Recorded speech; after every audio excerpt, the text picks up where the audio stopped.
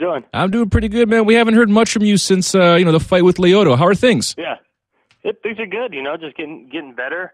Got some guys fighting, and just really trying to concentrate on little things. And I have the time right now. I don't have a fight scheduled yet, so just doing little things like improving myself. Parts of the game that maybe I was not lacking, but I could improve in, and that's pretty much everywhere. So taking the time to do that, really, and enjoying it. Now, is this something that you looked at the Lyoto fight and said, okay, this is what I need to work on right here?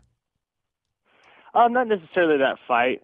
We had our game plan going in there, and we never really got to really impose it. First round was kind of, it went the way, not the way we'd like it to, but I was looking for an opportunity to take him down. Never saw it. He's obviously a great fighter and very elusive and just hard to read. He's super patient. So the second round came in. I was like, well, I'm going to try. It started out whatever, same as first, and then I was going to try a little, it's kind of a little off step right hand, but I didn't get out of line far enough. It kind of ran right into it. I hit his forearm, and I was going to see how he react, to that pressure and what side he was going to flee to, which that could maybe, set up a kind of a shot to where he's going to be instead of trying to go where he's at now. That's really the only way you can take him down. So that happened. I remember doing that, and then I woke up and kind of like, what happened kind of deal, and it was over. So it just sucks, being knocked out. I've never been knocked out before, and you look back and you're like, man, if this guy, put me on the cage and I could have done this or, could have done that, but you don't even have the chance. So it's just a weird experience, but I took it well. It sucks. You take it hard after, the weeks afterwards, but you just got to learn from it, get back in there, and it's going to be for the best. You mentioned you don't have a fight coming up, but is there a time frame that you're looking at that you want to return to the octagon? Yeah, I'd like to get in there at least, January or something.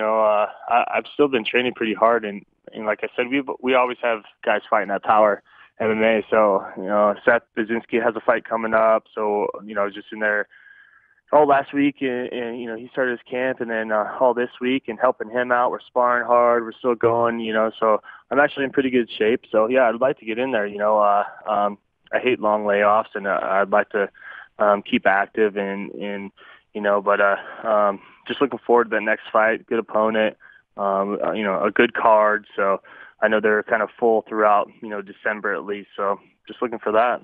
You're listening to UFC Central. On the line with us right now is Ryan Darth Bader, one of the sport's best at 205 pounds. You did mention working on the little things. How has it been being a new dad?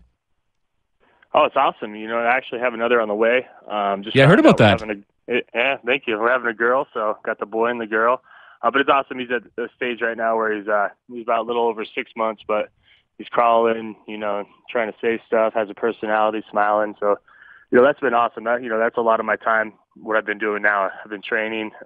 We have a business here in Arizona, Power MMA Fitness, been working there, helping, that just keep rolling. And then just being a dad, that takes up a lot of your time.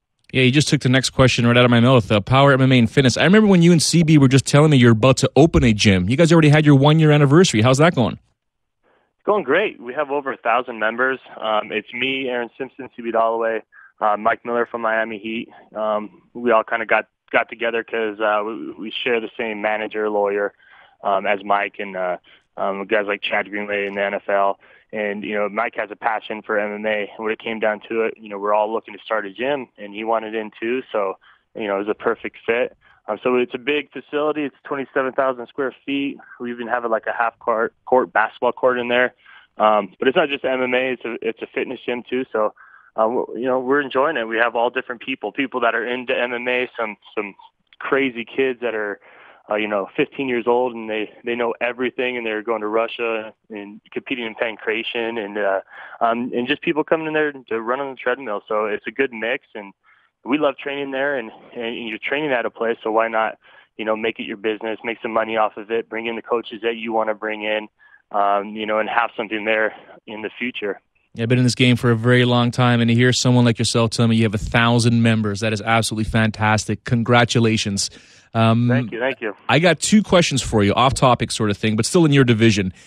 What went through your mind when the UFC announced that Chael Sonnen and Jon Jones were going to be the next coaches on The Ultimate Fighter? What's the first thing that went through your mind? First thing, I don't know. I wasn't really surprised, hear the Ultimate Fighter slipping and all that. I knew eventually, Chael would talk himself into a title shot. I just didn't think it'd be that soon, especially coaching on Tough. But I think it's a smart business move. I don't think it's smart as far as how the division plays out and people who are next in line and that deserve the title shot. But I mean, it's a smart business move by the UFC. Putting two guys in there that both have a huge following, that they know they're going to get good ratings on Ultimate Fighter. I haven't watched it in I don't know how long, but I'll probably tune in to watch them. So it's smart move on their part. And eventually, these two are going to lock horns in the octagon in, I think it's April 27th. You take a look at the odds, and Jon Jones has already opened up as a heavy favorite. Can Chael Sonnen pull off this victory, or do you think it's going to be a one-sided situation with Jon Jones emerging victorious?